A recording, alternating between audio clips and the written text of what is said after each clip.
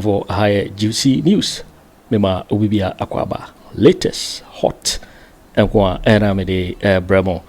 Anuti bomodi ase obe subscribe to channel na wala give video give us a thumbs up na fi share ma wo foforo so na wenye bi hwe na wo ensemo a ekoso ewo Ghana memo hanom.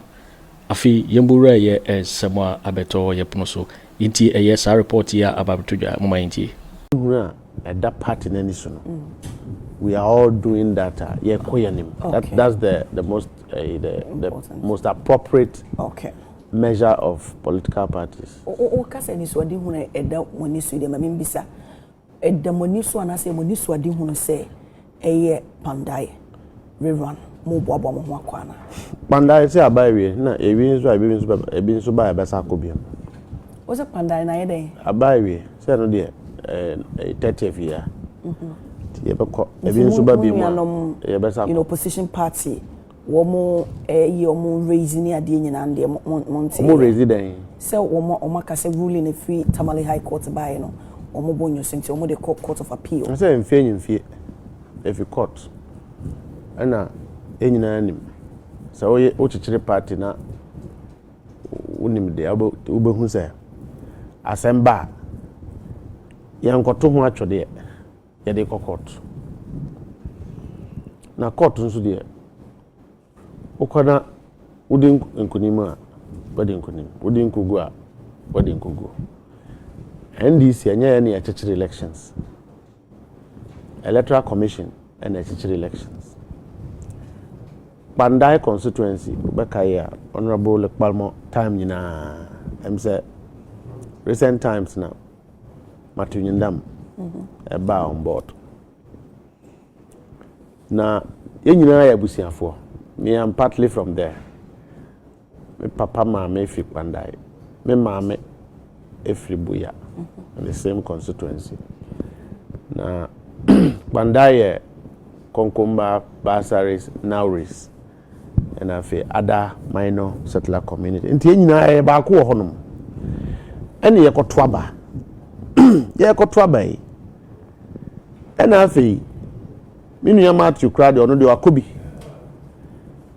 Ena anko yi amano ena electoral commissioner ohono eheda efa kwan boni bi so enye emra kwan so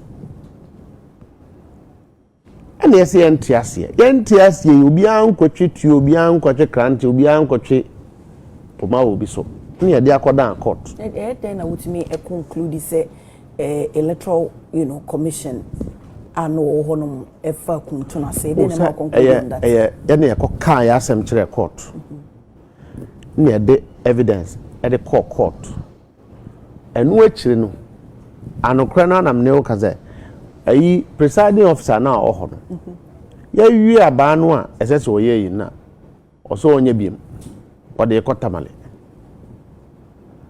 sade mra no ahyehye so onye na adwuma no wa anye ne yiye ene de akodan court na court ebua na court ehu se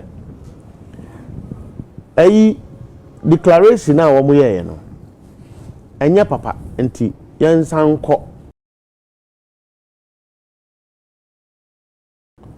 ni enkoto aba no fufuro nanka obe yi a yetimi ehu obi tuturu a ananipa tuturu a Kpandaifo epeso odi wo manim as a member of parliament and as Asante Bediatuo sabi obeboa wom ye political party NPP for a political party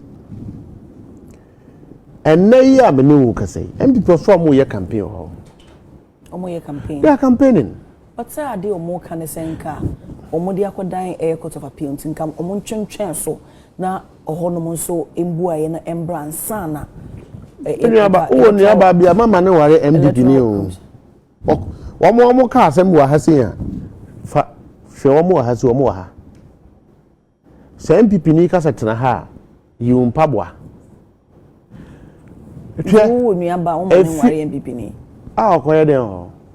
Eso no su yi. David. Eyi free eyi a ye declaration. Me nua Matthew o constituency o ye adwuma. Na nu yi a omokoye no let's obstruct parliament business. And no crown we hear numbers and Matthew was in Kpandai. To a corner oba, no about Becase. I confirmed. Said day na sa ekoso parliament no. Matthew is my brother. Make us say back me basari ni Matthew kon komani. Uko Kpandai bu. Enyina ye busiafo. So we know as Matthew is in the constituency. And one agye tum say ye kwa abato no a. Obeso we need him. So what is the leadership's problem? So mo de omo ne say since ne omo ye de say ye my Ghana ya mamu no kabi mamin kabi bibi koso na say nya wo dia court wo ho no wo de be kwa dan court but say etimi ma mre na go through the process. So what you say kabi mamin kabi ni nkyere say ya ahohare so epre wo ho kabi mamin echichi obi nsagu na chi that's how omo kabi mamin kabi nkyere say empanyifo ntu om pabo anko transform te say kindergarten kwala na say kabi mamin kabi nti ne wo mo ye ne say womo ye kwan bi as womo de pe sympathy vote anase womo de pe kwan so bi abeka say NDC a seat doso na 2 adenti kra na enya NDC for NPP for seat ba ko pewe na womo another one so womo hwe kwan bi sank womo ye saa no na nka ade no atwintwen mu na womo timi ahwe so womo betimi awini because as it stands there there's no way NPP be win is a seat no.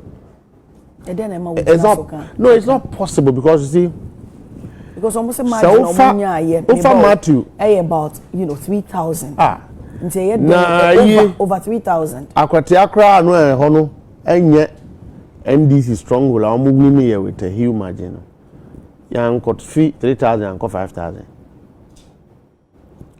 It is not about margins.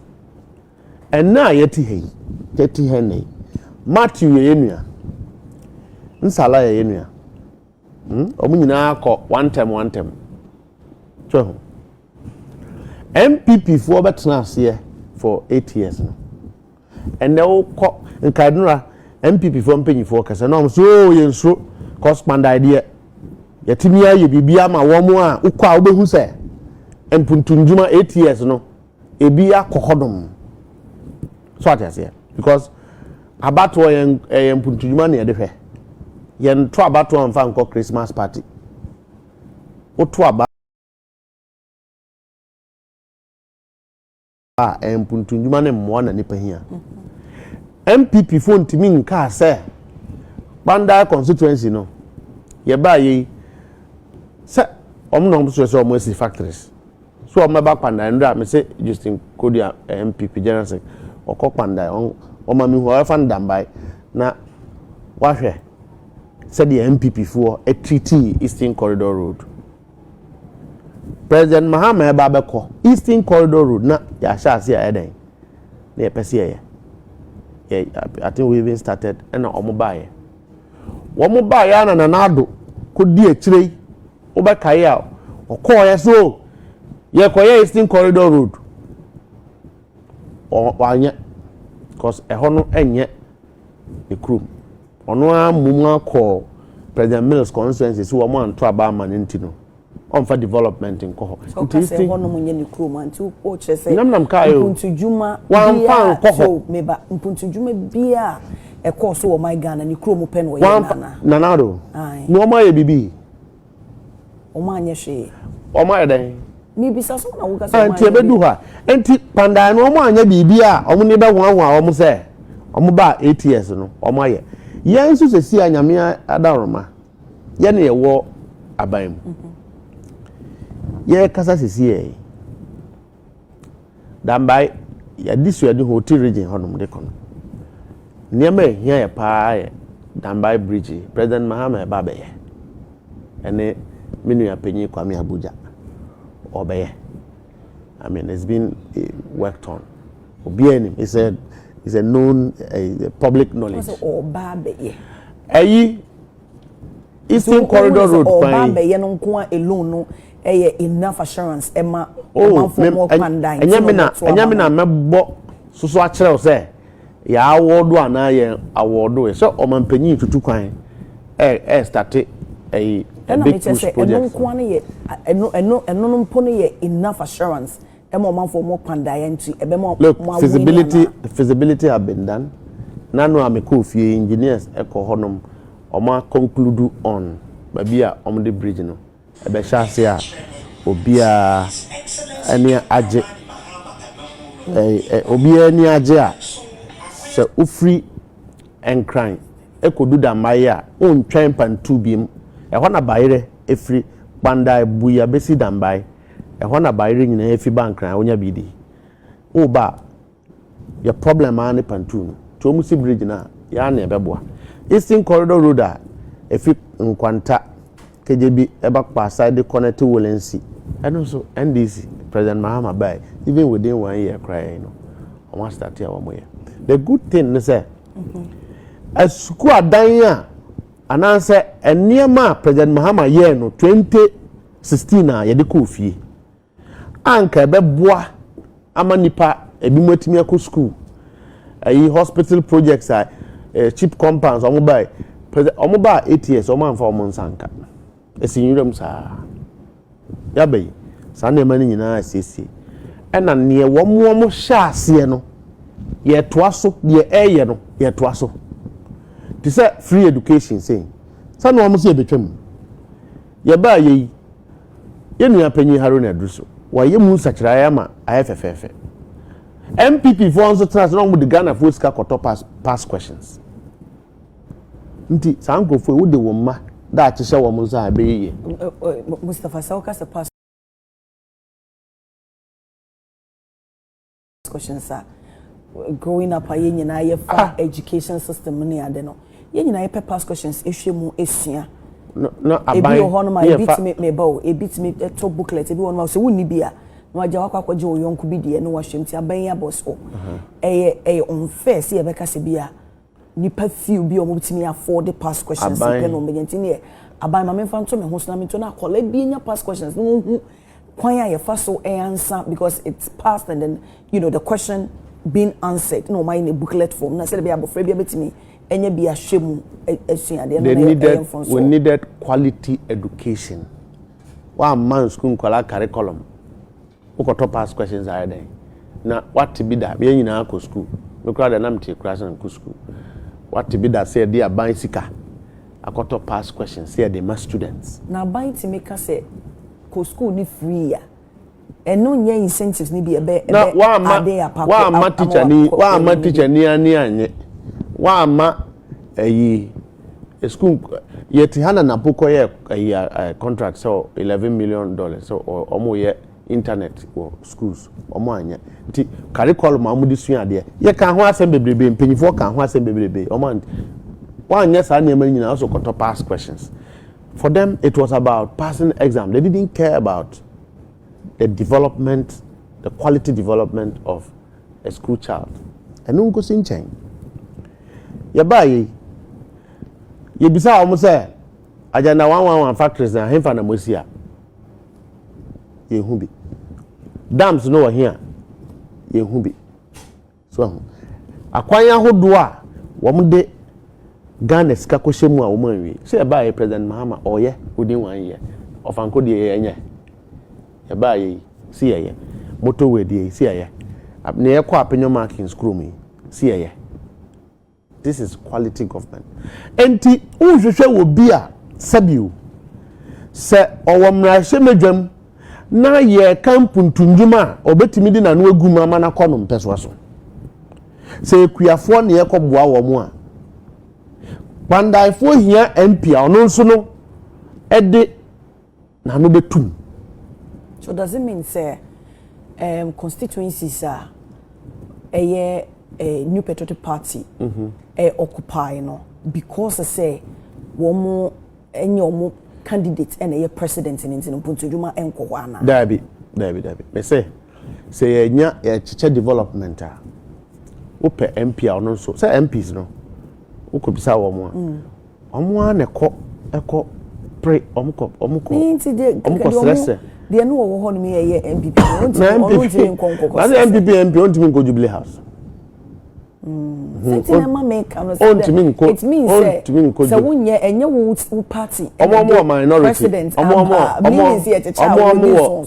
minority on to me Jubilee House and at 2 one of your party no your national chairman uka settler tribes I work Ghana hanyina minority settler tribes Basare Konkoma Chokosi Gruma all those tribes obi a okuma ye power politics more honorable said in Ketia.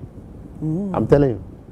It doesn't matter which in what way? When there are issues affecting these minority groups in terms of political representation, in terms of making sure that they are politically involved, the national chairman. You cannot say same of NPP.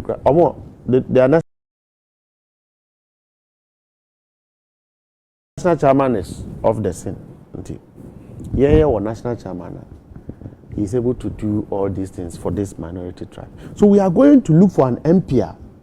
Obetimia Boa Ama Mpuntunjumano Ako Kpandai constituency bebre. Yeah, President Mahamadu Bawumia. And when we are a great minister, yen shishaya. Yen ye do equia. Ni here queer ni to true. And it's about this time. You could two by to buy the better no pebraba. Ya don't kufia ye bedua. January, February, ya start ya yedo. Ukuani problem. Eye machine out the bedo. A dura would be spray. Cranty out the bedo. Sanya man. We in swa said your day and near man be banker and babaton.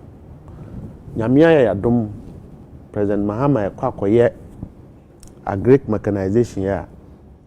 The tractors, service centers, plowers, harrows, and they are called agric offices. To pursue Kojo Kyeremanteng, to say higher wire shepherd saying we juma now pursue do bro Kpandai and answer banda and one is what called agric center. Now Oma Buana wants to acquire what ya called amount. Does it come with a fee? So what to two what the barrier what tongue what babetria services now. Okay. Nti when Debi. Ukowie momo oba na wababetia. Abanya odwin say no, you need strong representation. What I say. Nti enu nti na amasisi my we ataso some Kpandai. Ya nwi atas, we want the seats. Oh. We want the seats and they manipulated about 40 plus areas are Abraham de kodan court to say irregularities so hono. Then anka ni mu krompo na yenka say okay then those areas no na monko to abana it has to be the general. Mebao. Ruling by. Mebao. Hwe. Konkombani ansala. Konkombani match nyindam. Ye nyina yenya sika free nkran a ekofie bakum. Ntini ade nanka mo enja ya. Dabi tie. Ye nyina free nkran a yenya sika ekofie bakum. And can yi babia ye shada take decisions no oba kutimi ko oba kuntimi ko entim faso ben e na be koso ama Kpandai for say de matuba betra parliament ya enye say omoto aba na aye bibi enye say womu a etosin enye say womu nimu a etosin so what I say so you would necessarily want to get an MPR obi omo kwa ono so be den that is the only reason we are going to Kpandai constituency. Into more argument, more make you say, okay, say even that's an component say be kwa kotokana. Yeah. My exhausted a process I any who say a be go to said the beya yakuma beto yem so okay then the courts and the court of appeals even Supreme Court Ghana. Yeah, exhausted sir, powers in India. No more decision man say any balance or more can say. We are okay. One of money agent. Debbie, sir, NDC in a election. You crowd the court. Sir, I didn't know manager say court no ama direction, directive order no. Now electoral commission this so. No, almost said the more and say a speaker of parliament. Speaker, we and now only a member. I know almost Taso no koye de omo ye so winter so no man reata so no ni omo nya adwene wo ho na saa so ban we ne de kire but at least also say we can be because I try to sympathize or empathize with him so okay why? I think say our point e was hasing to at least mama yin listening here who sympathize with NPP hwe se court ene nyame ntua mo ka sesi ya Ghana fo bet fa kwan bi so atua mo ka akatua na wo metua mo ni nyina be firi abatuo ni enkrofo yi haye okro nti wure firi NPP for the year Ghana for 8 years say a trehe nei enti wa wani nye kese nka NPP for koto dollar ye shedama wo mo to no 17 cities no hu se de ya na Ghana for wo mo aka no wo mo to no 11 cities 12 cities okay say NPP for koto and more Christmas we ya ye mo to no se ne no mo to no 2024 enne emubuo abafom ye ko Christmas ani mani me ya last year Christmas eba no bia esu a osu se ontimi nto enwo a ye de beno amo ontimi nto akokọ enne nso de abafom tractor driver or ye trotro motor okada driver work Kpandai constituency enim se fuel a odi gudu motorbike no President Mahamadu Bawumia enne no surprise no abafom amakuafo omo ka se nema no same NPP say enema na abafom de na so aban en spending e masika eni krom o say abafom de omanfo no so betimi no pesca dey krono boy am born be on pesca dey so no say nyo onyo omo ne nko mo che say omanfo ye chichiri Ghana fo nya ye chichiri kro a ye num ensu Mr. Basembe na ko pesca dey say om de dey be am wi are you disagreeing say NPP for in Wieska? I state say and me dey nipa na say meje to mo say we Wieska ko court say de mo nsa mo de court court mo feel say ruling na court dey abandance mo fa emra kwan so no nti say nipa na Wieska court na be dey say we Ghana fo nyina gitum say NPP for no kra gitum say o ma ban na betra so no o mu di o mu de krono bobi bo Ghana fo enya de pa they admit that o mu ba we show how they be. And when you raise it, they keep quiet. So they themselves know. Enti say enyen du say court be punish wo mo say dey amrane kire na. Ghana for be punish wo de bia to say NPP for be Ghana for chom. Na yetimi aboa na sika wo mawia na wo mo ade aba. Ana say aban ahye wo mo age.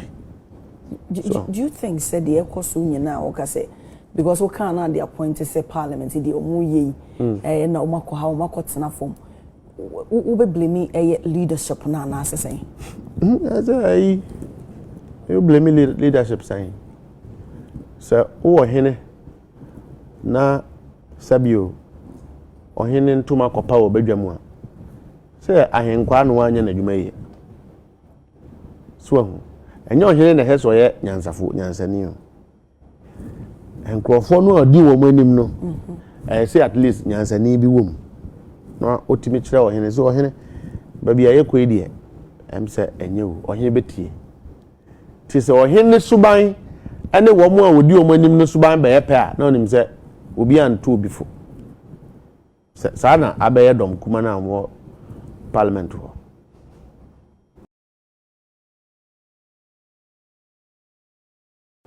yehu sa de sa suban yi bida I mean opposition aba 2016 so munya 169 what is here ena yenso etimi ye ya na ye ne omunyina ye adwuma. Did you see NDC do that until the second term after 2020 ye call election abaye ba akopɛ ena afi a prepare no eba so but they were leaders who will engage in the interest of the country and in the interest of parliament business. Oman distracted. Way more. We are no more working out. I mean, it's a opposition there. Musu, more placard. Oh, Kpandai nti na yewe. Edi asemwa President Mahamadu third term. Kpandai nti na yeye placard. Munche mo asemwa President Mahama third Is it the first time a placard so and yet the first time a placard so who akwala no fi abonte so ba no usu na wo bisa say den aye no ntimi nka no usu a say akwala na jime wo bisa minority fo sebe e dey nti na mu usu yi a so Kpandai mun chere mo asemu a President Mahama third term enye no no mo chere mo Kpandai we say na enye only one issue no mo raise na say asemu ade kokot na ewie yo mo chere mo how nti o mo so Afenyo ne kwa abade ye ne di Anno Dompreh constituency akire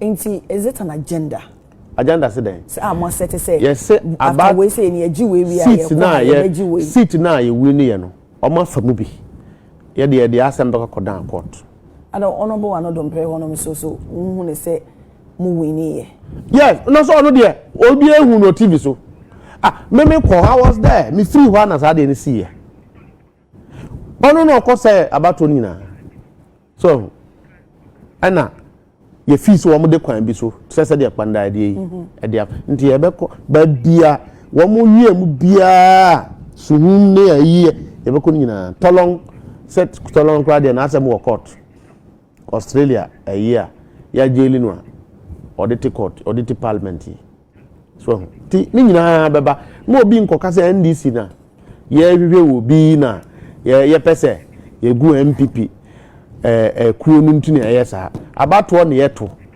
ye koto na ya nto amawo a no wasa wo nema ko fie so nti ye de ya wi ata so se ba bia omo sisi yen bia ye be kwa ye kwa ka ho asem na ye mfa ntokwa nko ba bi ye nko buru obi ye nko se obi ade ye de be kwa dan court bua na court kase ampa ade no anko ni iya monko ye no fofora be kokko no fofora ye nyamu ma obi a munyamu ma obi a ne NPP fo ye abusia ubewu a obegya ade ama wo mo we mo uja mo be ye de uja omes ade nti na obegya ma wo mo misu uja mo ebe ye de abusia cha me a say ajapade de ajapade ja no Ora Paul Yando NPP Communication Director Ashanti Region akasa say seat bebrebe na mu wei awo mu de keto mo ni abrem ho mo gine bebrebe no mo de yeden yeden ai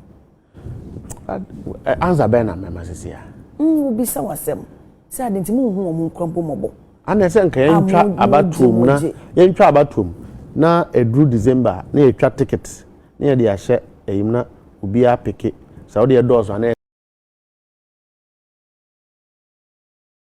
ye jankan maunua mo de yeden records na mo person ya de tichiri kru anasese no punishment Ghana for person mo punish MPP na no na ekoso a ekoso you nti Ghana for na be catch mo senti mo na ye ne to aba me nam to aba Kpandai se me to aba but in a way no so no me kai se o mampanyini ba ye no ka ye eneme bi e beboka ye tete so nti enu nti ne ministers o sete number o pese o yusu mwaka obi nsi da a wodi so ni nyina ye ka ye call rerun ni nyina so so ye sikapudo ne de ekokọ ye rerun wo se no so bo man ka rerun na ya anya rerun na say wo wrong ubenya wrong candidate ote parliament se si ya MPP for MPs no o mu use wa ne se abanya tolan cruiser ma wo mo no ama wo mo salary asa faso bi eni o mo so Udim faso bi a minim me bisawo but I think say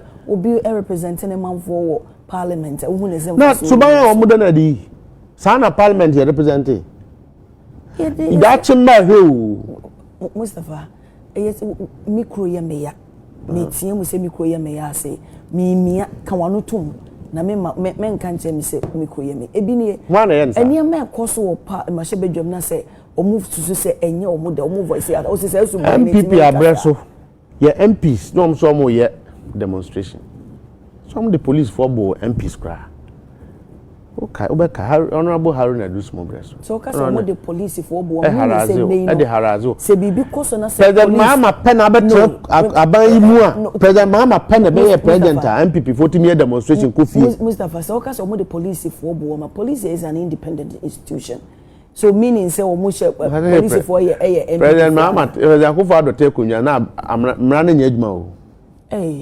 President Akufo Addo de mrane to baby eno omo de NPP mrano. E de chichi no omo koye ajapade homa eno ene ye Bible a omo hwe eno omo di bukuro. Omo ani swadi hu ni nyina ne se ya tra opposition che Ghana forces yen. Enya de a yendi bi ne enko. Ena left right we omo di omo di wi na omo kwin so omo campaign di ani woni di akire eniema yaka se NPP fo aye omo campaign yi mu omo akabi ama ya dunya ya te bi ne de he omo campaign we di en kan ho asem de badam say ye but ni omo kan bia ya troto ho de obi aka bia ya troto ho a omo ya de be kai omo NPP fo de enche na omo yura fi to omo free January no eba na fe ya kai wo se ohu boni a wedi fertilizer e de koma ekuafo mo de koma mo DCs na DCs for nafa te hu asama aba betwam Ghana fertilizer NPP for there Nima ye wo fertilizer factory ho Kpandai se ekuafo na beto aba Kpandai ekuafo na beto aba tuturu. Okay. We are now renew we ba asare new konkomani o Kpandai ya. Ye de do. Enti no de mo ka sinti mo fertilizer. Mo pay for Kpandai a mo ye fertilizer. Mo ye campaign. Fertilizer. Ghana yes ye mfa nkobua because drought aba ama ekuafo aboka. Ye mfa nkobua ekuafo na enso wo masin ma muntimi enye den enye ku adwuma some dem ma this is na mo chiche na bi maton ni nyina ye kan mo anyi andi wo campaign yi mu aba betudwa me say enti mu wo se mu Kpandai mo ye campaign na hu ne se mo nyuma pa na mu hia mpo se mba ye campaign Kpandai oh ye ko ye be ko pa okay Kpandai de ye kwa akodim kunim de wo mo kosro wo mba fomu wo mo de aduru wo mo de aduru after 30th na de na seat na baba ye mo de correct okay si anya ye de keke na ya nya obi a odi Kpandai fo animu a e de mfa so be kofie na mo next ayi nso so ye ado agin se wo mo do de ye duru ha enya be okay what kasa ese a former chief justice ye ma me get to tokono ne hawa wona munyina ye mfa ho somo emmo minority leader honorable Afenyo Markin e dey ntina ma wo kasa so Afenyo Markin de bone be wa de okru munyina se obi anim e asemu aba betwam wo za pese ye nkoka ho asem no bone bebrebe se me da me no me pemu enche mu bone bebrebe na wadi Afenyo Markin na ma yetimi hu se na me de minim se ni petimi di 2 days enya Supreme Court ba no constitute and see that Ghana has seen na mamin bisa kamamin kabia bra start ye be seen there ye judicial Mustafa Supreme Court and she say be wo ho no ma determine as to when as so mo tena say any days and she say any ho Supreme Court nya oba na ne why you make up a black na china why make up we Supreme Court ye institution said ye na adwuma fa no said ye treaty amanfo bia na chira adwuma Supreme Court sa man na NDC ye ni isi ntokwa we a ye kun ye ni hwehwe justice tokuno asebe na Cape Coast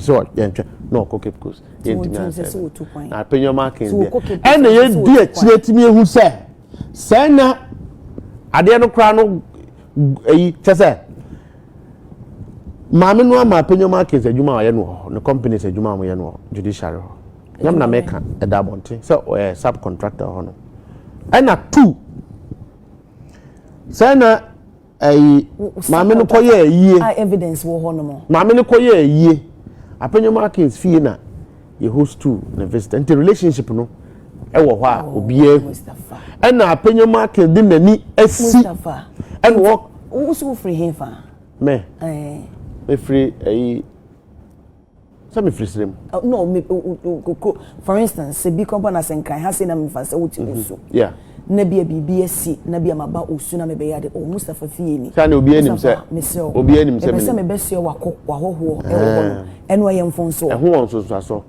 na adwumadi a ye di no ai echira asem e ho won so so ti ene obi you growing up wo mate wo namfo enye namfo come na moving forward adwuma wo ye wo hihie nipa mutimi na It's won't mean father for not to go see will be a whole field because OTS here na me pano me frel na uja presentation na oba me officer uja you wo adwuma na otimi ja so bia was Mustafa o influence on mami wesu enti mami ja na adwuma na okọ Afenyo Markin there na be Mustafa so na wama at that time no bia beda ne pefe say mami no ana wo ho na enye so be Ghana for adwuma onye na adwuma yi eno de menkum ye tutura ahia me ne se NPP omutibi ye omo ya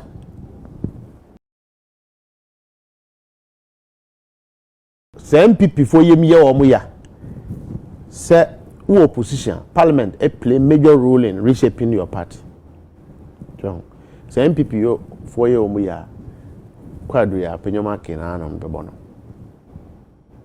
mbebono se me who that say minority leader dey na call privileges committee leadership of parliament dey na call just wa misbehavior man abroso.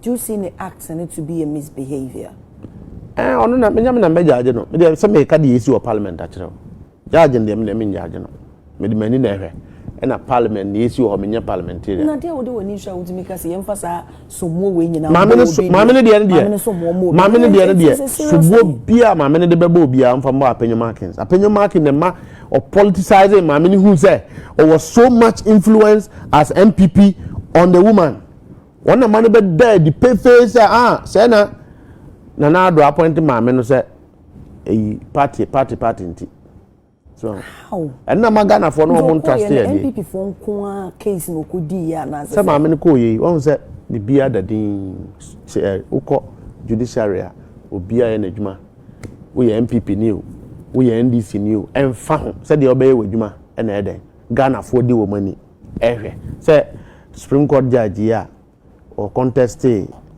election wo who West Justice NS Gau so ye Supreme Court judge o ye na adwuma fefefe obia what is obia boni din say o ye NPP ni nti onye na adwuma yiye wanye wadwuma yiye a Ghana for beka say kuro na ye kekere Ghana for so na ditumi ma obia what is a Ghana ni bi aka judicial assembly I di because Afenyo Markin sama obia hu say na justice tokuno more of MPP because MPP National Women Organizer near day so omo ameye niema onye card bearing bibia same to judge say unim MPP ni abrebia no mpeso omo appoint no chief justice din bebrebe tom na meto na Paul Adomochere oye no show no bo mami na me ni mami no obo ne din so mami we betim dia mano because no kind lawyer for no am defend the president Akufo Addo 2012 na wo nti Paul wasem so na wugina edia ebu asem Paul nya obi kake we consultant on communication for MPP omo hatchet nyina on na ye ona abeka sana Paul on the kan onam say sa nti honam di mani di mam na chire sa until Afenyo Markin starting ne di nam say we dey see can you say they will see can we can say MPP for jumo maba bedi but I think say more account say one so na wakam I ne nam from me say MPP insiders ni bi so na boama His Excellency John Dramani Mahama eba pa so asem no a one say o kasada nkrofo ma na twister me ndi akire wu ji say twister be affect me party and government na and we need the more papa nti hu ne say enye twister be adwena na say twister me de bia am kasa twister one kasa me can in context sesen so sensi so insiders bang me boy o say insiders bang from MPP hu say abusianfo ehia a o metu ohene boneda hu da uhunda se abusianfo ehia a omatu ohene a wodi din bone ebre abusian uhunda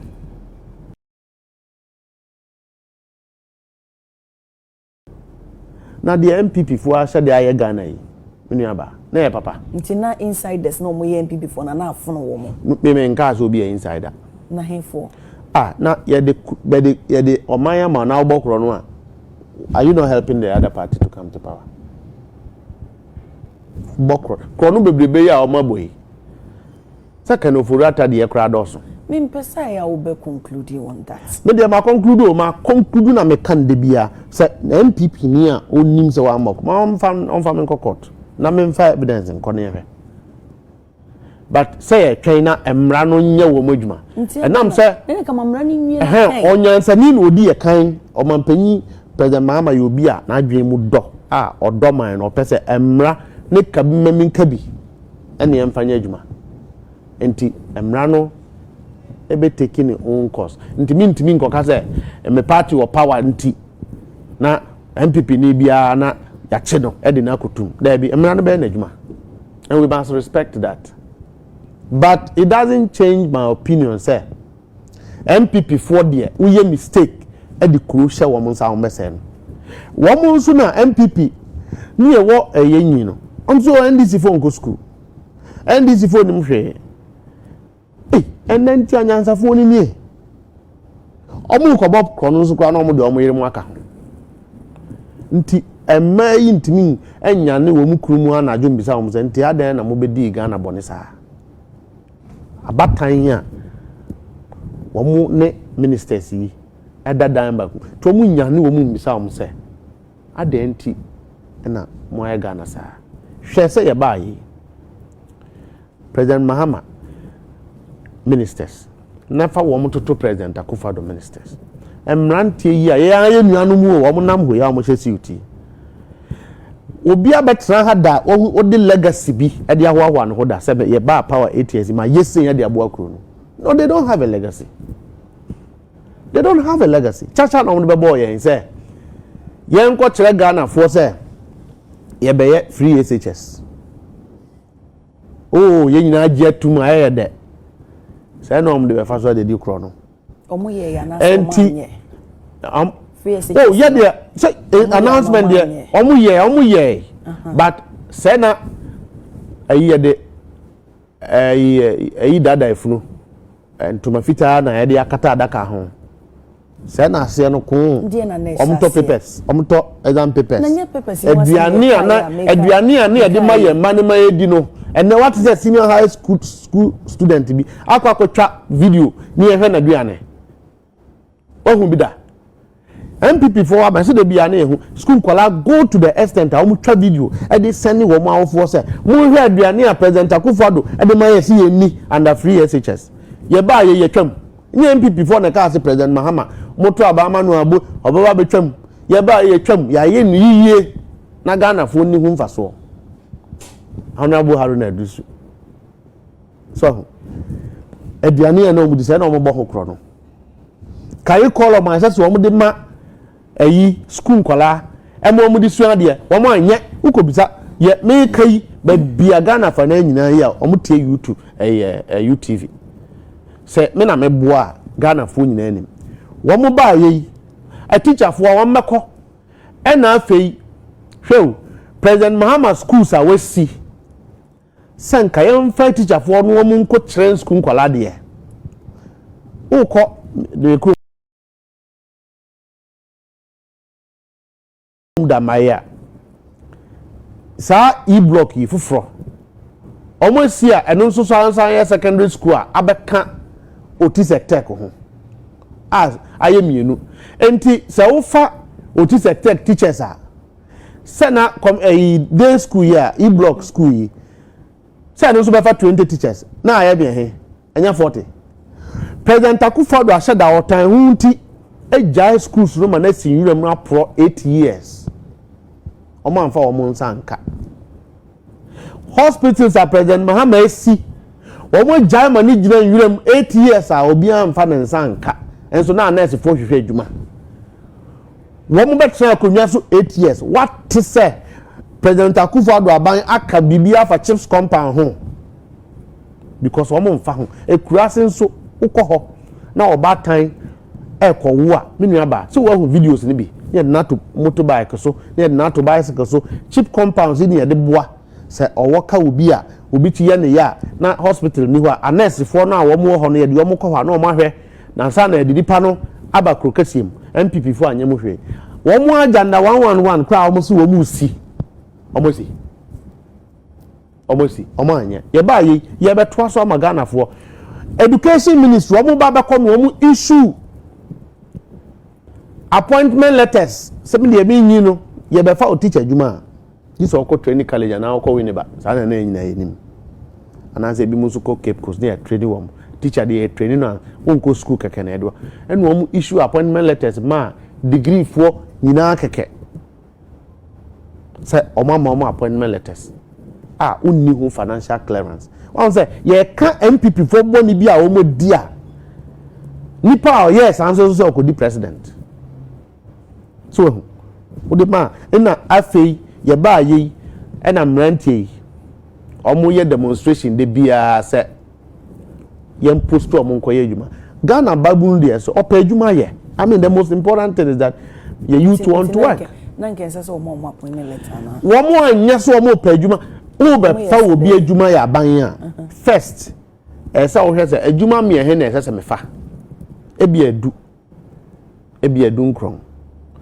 na wa apply the Ministry of Finance na finance minister hwese o sika ayewe se fa nipa no a ye beto no bicycle ye be man no salary se ye man ba betra ye betimi etua na finance minister ma ho clearance na odi aye if you don't have this na what issue appointment letters no nti nipa na oyes ad no work school ana na abrosem na wo ye that is exactly what they did oko Ministry of Health demonstrations are ko ho nyina so clearance ni bi almost minister by say expire nti no nyese bi ama but as 2024 na expire so they have to issue and now all these schools kanyina and ye ba afena finance minister and na wo engage emrante schools are yesi amoja tunwire mu na mo ma appointment letters no na emrante no mo ko adwuma parliament ni schools there so mo ko schools so mo ja tunwire mu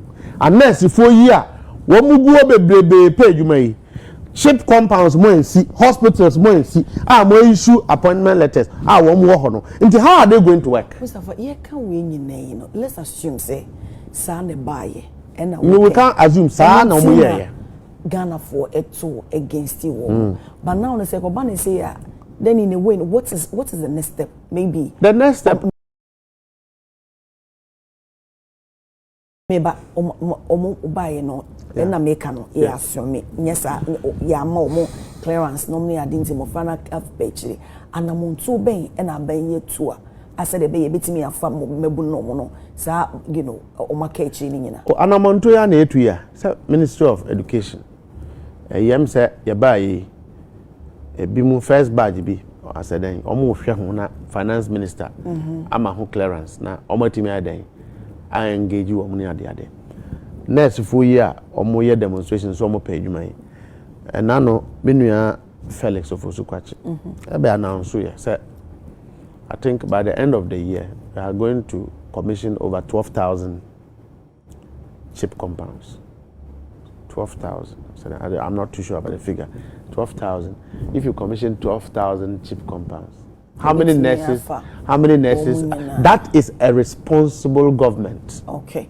talking about a responsible government let's be a peer bontene a circulating say omampanyini John Dramani Mahama sign person or sign call that we deputy general secretary maybe another cat and so a peer bontene chairman party chairman honorable Sidun Kitia and sa eshasi minim say no cresa dia awoka say enye party no any so do omu yi wo mu free mo no say omu yi omu free mo no refer to honorable Mahamadu Yarega statements I will make here and the new center company the above I will back Mahamad's third term if NDC orders it Ayarega asama throw more light on party no adwene mo pose mo be go through the necessary measures ama omampanyi John Dramani Mahama asan akọ tete mana. What was that?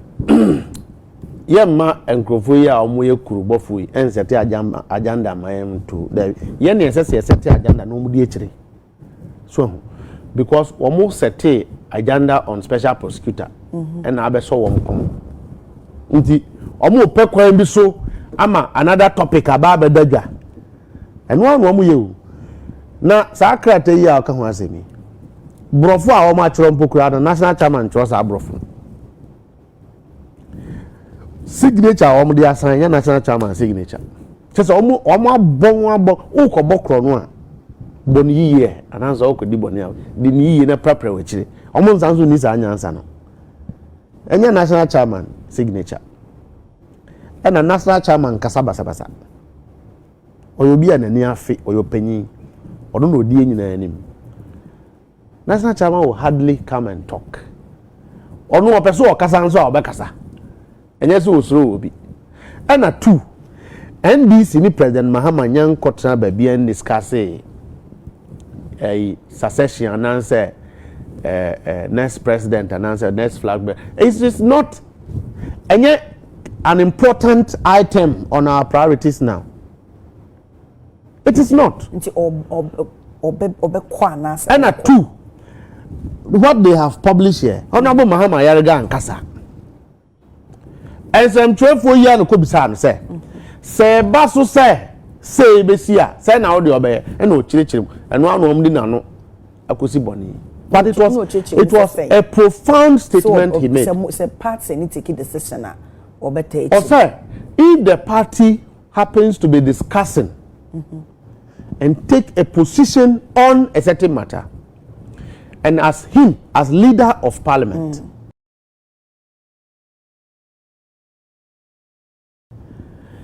if he happens to be in that meeting, because fake or kahubi, neck if he happens or to be there, if he happens to be there, and he expresses his stance, his position, and that position is not enough, or a lawyer knew, NPP for pen say that is how they take decisions. Basa, or a lawyer in the boardroom, you can have a good point, but that point will not be taken, will not be accepted by the board. You are a minority in that particular instance. And to say, if he expresses his opinion and the larger number doesn't agree with him, what he may choose to do is to align, because he must take responsibility of what the body does too.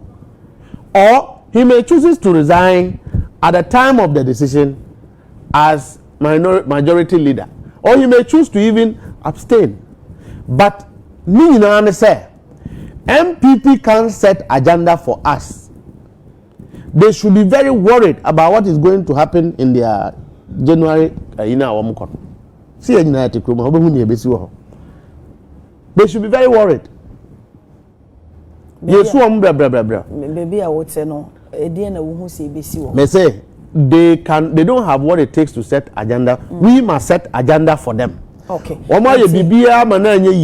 President Mahama Yejuma Yeba ye Bole for document by minim said the body impo Bole Agyapong o se bibi Emma Mountain Nana don so there only the nuanom ye Agyapong said the omo be Efagana Fuska, and we all saw it. Yeba ye minister bia ko wieska won metimi aka ho asem won so mba ye won ba first year and Ken Ofori Atta e de koji bond euro bond and no the company got G interest first year. Mustafa, until now, no, as a deputy general secretary, who can say, and your party not gonna say more yen share ama a President Mahama as I could take Semana. Mahama Yarega Koka Mo Mudinano, Ecosi Boni, Nandra, Nkoka NPP for the year, the party phobia and Tiasia almost super me. What person be Sabaka winner? Almost answer super me. There is nobody in the NPP. There's nobody in the NPP that is capable of setting an agenda for me to follow. It's not about so be setting agenda. With the most important thing is Ghana for battle na wo mo ato no e ho ba mfaso e ba mfaso ama Ghana for so si akro no bo na wo ma bo no mpo no ye twa so che se unte kro no bo biem nti say no eni na ye performance letter na aba no letter bi eni ho enra me letter be na aka ho say letter me national chairman letter oh that be nra me the to me walls so class a fake I'm nti munsi NPP for na esa de no a me the young people they take NPP out of it me ye Ghana ni me gina me come si mo atire o say me come si mo atire say wo party mu say de niema opposition a wo hold wo party mu kobo eso wo ye panyini wo nti nkomo bi ne wo no me be kwa emfa wo anase wo ni mu bi nti say no party mu position ne say position ben say o man panyini be say akotete you only have a position when the matter is on discussion. But say when enye bia na me ne wo ken emba ya it is not an agenda it is not say I party fu a wo mo epa aduane adi wo mo pa ejuma ye wo Ghana fu akuafo a abatan a wo mo ko emrantam wo pese eja no ko ka yes yes ya wo ba ye se metiechi a metimi account the number of times yeah wokasa why so fulfilled and so happy about how a man panyini eto ne niema efa chacha enenso eto ne niema fa we happy and sometimes you can say obi eni was say for wasem pakodo obia bibi ekoyie na so obi eni aje obi akomato o man panyi de wo ye de na e baka say 3 years de iso se de niema si koyi de nim se wo de e baka kodru bo sha asase no so intermedia party ni pa yegina si ne say sign to us we know the sanity ana enye manu na be free aba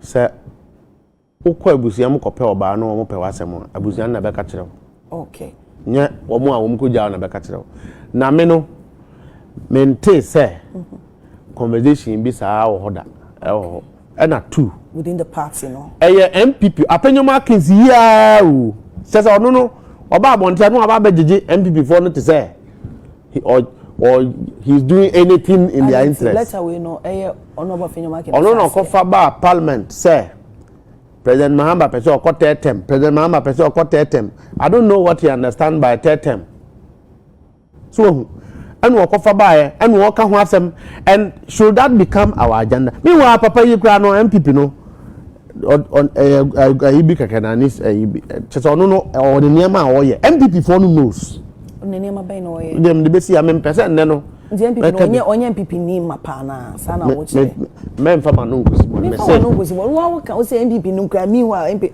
you know the signs you did and all ntina mepe munchi wo ba abonten a ne kasanko okodan mu so a ne kasanko na wona nete ne dem yo nti be say enam ka che o say ne no mempesa meka bibi na obi di manu esi bone entina saa de we ya ukofa abeyi a o mampanyi wo baabi eye aduma enra DVL fo announce chip embedded licenses ayeba beye adepa President Mahama ye okada legislation ukọ ya pass ya ni nyina ya samu a enye MPP for no de enti o mo akotena dem ene o mo atwo ensem hunu no omode hye me national chairman na sebe national chairman nkasa NDC ni bi ankasa na 2 yenko meeting bi ni pemu nchire national chairman nkasa dia ene mama ye hu position enkameti hai na me boss in free ho honorable fifiko te ko fa say oh Mustafa chira ye committee ye ko discuss President Mahama succession and say ko discuss party no transitional. Any yakoye meeting na liki ankoba ye I would have had a position to tell you. But it is not an agenda on the business of government. It's not an agenda on the business of the party. Make sure say ni na no obonsamu a wo mu a ununu eye MPP for. And na ni odi kan odi mu akotene pa na baba eso ne Afenyo Markins. Do you have do you have a personal problem with honorable Afenyo Markin?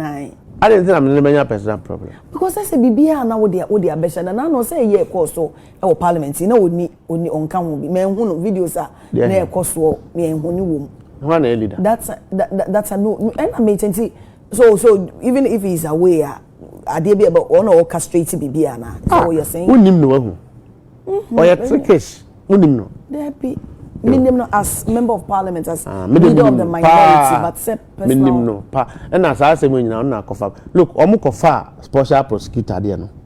And omu sumi efidie. Ewo die ho. Fidie no say. Ye nyina Ghana fu ye ni abre say. Akromfo nam krum. So, and at the omo wia no so kra no omu kra.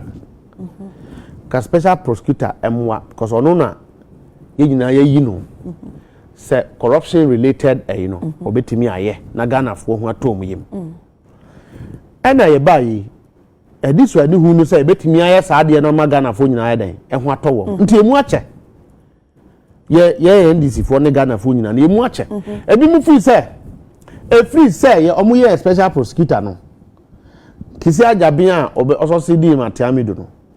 Wanya na djuma sede ese den e fata e ma Ghana fo be bo na baso. Tinke be ya onfa ne dibre ne den. Ento hona yempe obi a obetimi aye na djuma. Na two na ye Martin Table mu group no. And ebi mu so fi say na special prosecutor no adwuma o yentina abese ye the corruption related offenses crimes in na dia koma ono tiama when he is dealing with something attorney general cannot what also begin a fresh process on it to the kebeya ye NDC for ne catch the Ghana for say President Akufo Addo appointees a US ka enti ye ya said yes ye be hwese sika no ye den e kwan bia so e be fa so e be je ne e be je enti yen scrap special prosecutor yi na enka yema attorney general and face wo mo squarely. That is the other school of thought. NPP for the NSA one say almost support to Kisi Agyapong omo support no omo de obi anim say omeche wo nti omo ko parliament and NPP NDC for ne pese e pam Kisi Agyapong and NDC for ne pese ye scrap special prosecutor no ye an executive body created by parliament. Private member bill, anyone can sponsor a private member bill.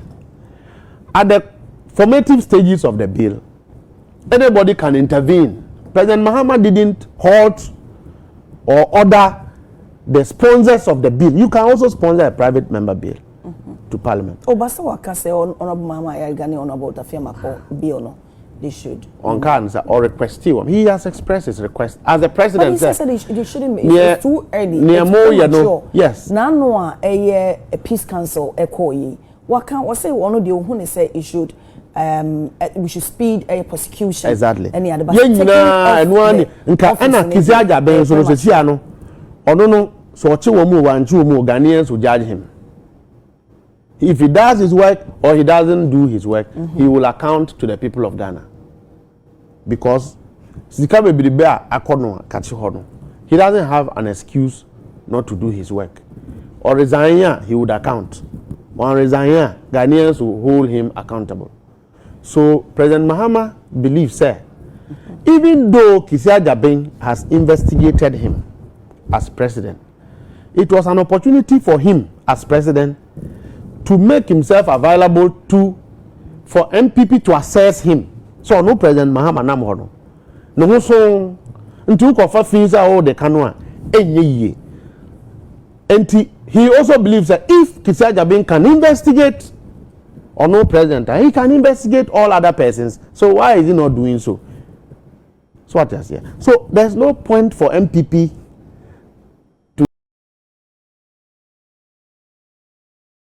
then says but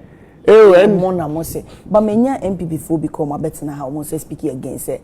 They don't see the use of a special prosecutor in the office. Kisi Agyapong by Monday NPP for ministers 20 because evidence no. But be so can say because say the entire akobasi yenyi because Yura Martin Pebu Echo Horman incident and I don't think I see Amon Martin Pebu NDC and Oka Baukasa in favor. NDC Deputy General Secretary. Martin Kpebu is not a member of the NDC. And a two. Time one no Kasama President Akufo Addo Abino. No NPP ni. Njina wa admit so now Kasama. He is a private legal practitioner and a public commentator on issues of national interest. But I need favor. A favor when that time I favor NPP for now almost no. And I make so now no. So what me I pinpoint is because NPP ni I'm pretty sure so because say no one Kasama na favor or your commentator say the whole cano. Until now no almost bet me I say almost so aka so Kasama ni favor. Enra honorable na tibetana e kan ye say Yero Martin Kpebu or Kasama mo NDC and also ono why a former Ablikuma Central MP. Former one. So he is entitled to his opinion. But I'm just saying that I've given you a general view of the issue. And the MPP for Fize Nkwamu ebe pekwan biso. Nanka President Mahama. Tinadi beye simpapenyi na wamu gu special prosecutor. Na mse ha. So all anu kranu amde baye no. Omu ni omu mpeso omu yenti no omu egu special pro enti enano ababa so omu kontinra a omu hu se sade ni nyina tonsuom na omu kofa paper omu ko se omu abroza se dan yo sabi na omu control ne omu de se national chairman na yi na omu de betu dwa eno so so a enko be bia enti tetemo no tetemo ehia yen se si ade ehia yen se ye betimi aye adwuma ama wo ho atɔ ye betimi aye adwuma na efia NPP for agukuru said ye woma say kuru no ye betimi asiesie amagana fo nyina ho atom ehun no na President Mahama NCC. Are we winning against illegal mining? I think so considerably. I'm very impressed with the gains NCC. We cannot say that we have won, but you've seen considerably some amount of effort that have, we have made progress, and I think that we must commend Honorable Amakofibua. And tema menuya abujina potono koja suitishe, and na nkono so ye sa effort no nkane would have progressed because en tokro no a wobo 2 over the 2000 mining list that omo issue no omanye ne yi no en tokro no a wobo 2 no wako pamu wo mo afiri ho no santokro no yansi o afei na sese aban pehuska na yekosi santokro no mate 9 months omo so no say omo logistics ho akwatwe ama wo mo politicians and then chiefs abe hindrance ama wo mo fight and na say ye kra meti here me officer say me so na for adwuma bia we bia ho nsunsanso but say say illegal mining na yade ensesen komo ba besu if you want to fight even banking even fighting nya na kisi ajabe eto nsumu ya ne ho hyehyɛ ni obia also man bia ne ho che edu ba bia ho kodim kakra but you must stand your feet and do and anu yi a you say yenua MPB echo obstructing 9 months for. I disagree with how it went. But man penny hey or sim my instruction and my MP ni kra na den and he's under prosecution. Uncle Chesa ade no waye ananse wanye den wanye. The following time police for this is the first time I was there. Police for akoye super how much them for 500 dem omatum. All in the support of NIMOS. So what is here? So it is not, and the fight cannot be without some of these impediments. But when it comes and you are a principled, committed officer, unim se juma uyeno. These are the objectives and these are the outcomes. You won't allow that to influence. So they are just telling you an update of the difficulties there. It doesn't mean say omojuma no wamunye. They are working. Now, the Honorable Kofibua himself was in the bush. And he had started engaging slums, resettlements, into the mining. He is engaging the people and letting them know even the danger for living in that area and drinking the kind of water they even drink while they do the galamsey. NPP for no more to talk na dia to ho ensu a omo ayese na na bi na bedu he enti o che me say aban yi ba ye nya incident a eye NPP NDC ni bi enso ho bom ubenya yenya incident bebre yenya galamsey nya say NPP for nkwa na etu both sides na nya both sides essential for ka ho bi a lawyer for ka ho bi uko ba bi a pastor for ka ho bi and obia just uko community a say ebi mu do ebi mu ye politics say na me na be te hay ye politics obi so na adwuma ne say obeye mining ena mining na wo ye no ono nso say ye amanyosa nti obetimi a NDC ay NPP okay ena ayi local mining ne de ekoso ebi ye ni yiye ebi nso ye den enye ni so when you say a NPP for na ya you may not be describing them well but they had a responsibility at their time a womu eti aban mu to ensure say obi bia no oye no wo ye NDC new wo ye NPP new wo ye ni yiye amakuru no hato no eno no na omo anya na omo kra na so no no omo akopam omo party for no omo de ama Chinese for nti most of the ministers no were doing it they were here na beto dwa na with evidence e chese omo kopam MP for no the Chinese for sabe de bia me na muram nti wonti me na de na one report say it's me ban aside then it's an illegal say then the campaign ya almost say the galamsey campaign but don't you think you say by now no can say come achieve any more based on a campaign message and 1 year 1 year we honeymoon also wonyam but I mean sometimes what do we need extra the way I'm projecting on Obeka say na expect it within 3 months na bonia MPP for dia ansa na omo akono ebi kura ye kan ye time enya ntimi nkan kire kuro mama ne won sorry so with this so, the way our mampanyini e can say ye premature say best scrap ye OSP office no same way na moving forward ye be hu petition akose EC chair and any 2 deputies no so ye be hu ne sana MPP for nyina gina kuro abakum sese enne me nua panyi Justin general secretary me boss or say into EC boss or trans na be pen amount so waka ho say but all complaining waka say into EC boss and you free ablekuma buy am say into no also onye happy about onye happy ni chase me so me nya happy me so me nya happy na me dia ma asem no say enchire say you ma asem no say because beginning no areas o can say yen konkoto aba no ewi eche na asan adane ma asem no say stations na adults and no can say happy about no Mustafa on can say you into me person would say what bizarre no can so wanka anu ye what bizarre me na me ka so waka me na say onka me MPP na me boss me na me say so waka onu a je to MPP for ni bia na me nua na bi dia na me nte but on cry complaining and I'm say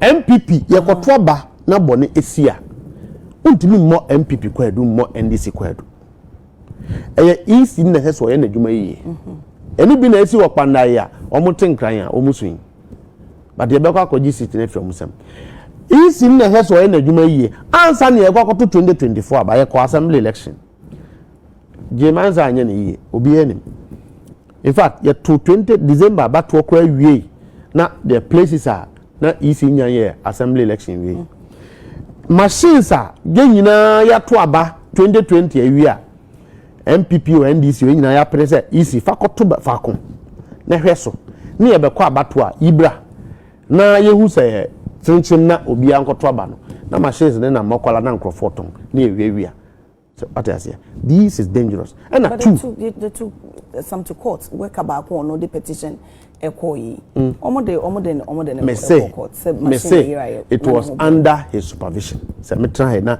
NDC BBC so the kwadu bebo me. And at 2, I believe that she hasn't demonstrated competence. Ye call ye time on ye summary of a voters register. Unim na adena na no de competition Kura draw. Na Kura draw ye de mathematical competition man ye. So the competence level is not there. And when you are going for an election, the referee no any competent. it's a recipe for chaos. 2024 about when you see a BT woman, a BT woman, on machines, I want build this woman, the Bokron, a crash here, Nyamia on Pebonnet. Will be a way we escape, we escape. Once I also could build this system, happens with the and I crash it. And then buy a Bawumia. And you're not a buyer and car, but a baba. You better and also and then the intimate one someone paying because okay, and also you know premature see because you need a chairperson and a private member bill. Easy, they are a private member bill be anyhow. Near parliamentarians, they're citizens, and the president cannot interfere with the right. And rather, say if any citizen have a complaint against a public official, that citizen can petition or that citizen can go to court. Now, president don't come. But this special parliament, they are parliamentarians, and there's a relationship between the executive and legislature at any point in time. Administratively, you can make your opinion known on a certain matter. In fact, the people who are sponsoring the private member bill, they may decide to defy the president and proceed. So what is here? And proceed to sponsor them. So again, and a President Mahama Shea will be here. So all these politics are NPP for you know. Na ntiani NPP fo nyina na abebe gina koro ba ko se wo ko na bi beba me bisa ya be gina so ejina sa skill na wo ka senti mu nyina na maya na bi do be politics wo stand ne say ma me je na ni two deputies no moko enya me na me stand nipa o competition ye no de bi say wo so no mu na ya adwen nti me ka wo personal se sia no MPP se sia babia meti MPP ni NDC nyina ka bom enfo mo ka me bisa wo Mustafa me dey so ye na ka opinion ye na de ma wo a ye pa yan ma wo ba 2020 na omo problem with Charlotte Osei say President Mahama na appoint Charlotte Osei nti oba be wie mu ama President Mahama we die no yen ka say President Akufo Addo na appoint no, it doesn't matter. Yes, say she has not demonstrated competence. Okay, nti yen twen na ehu ne be free Chief Justice said the Mrano Eshisheno. Okay. Mami ready Mad Lion ne message na what they are sorry so mami where this one Kojo Boafo aka Mad Lion. Kama does not miss address. When NDC and government communicators like Mustafa Bande are talking, they should listen to themselves. Sometimes they talk as if they didn't follow the 8th Parliament. Instead, they care to know. If they care to know, you did worse things under the leadership of Honorable Haruna Idrisu and Ato Forson as minority leaders. Indeed, Mustafa Bandi is talking as if President John Dramani Mahama has never been a president before. If they care to know again, they experienced worse under him between 2013 and 2016. You can't ask someone on the equator. Mama, Mustafa, me Joa no disimi chato, me Joa. I was a Kpandai ne moko. And yes, no, I didn't go not to him. Edrus, na dia wunya ngoto ho aba de ye de na wuti. Na se wonim se be ka ko wini ade. Ah no, wonim se. Ayo to the one disimi chato. Me da se. Thanks